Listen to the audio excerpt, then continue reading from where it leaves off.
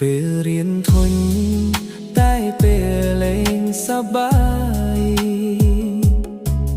លួយគ្នាទៅញ៉ាំមីក្បែររបងពេលប្រឡង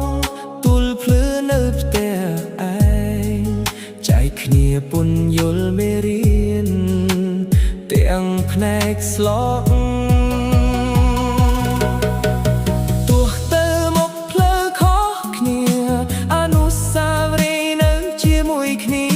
មិត្តវិទ្យាល័យមិនអាចបំភ្លេចបានឈ្មោះយើងទាំងអស់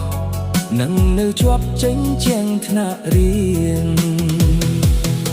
ចាំទេពេលគ្រូដេញតាន់ពេលយើងរត់លេងសាច់ផងភ័យផងហត់តែមានក្តីសុខមិត្តភាពដ៏បរិសុទ្ធគ្មានបែកកិច្ចចកលជាកម្លាំងចិត្តឲ្យគ្នាជានិច្ច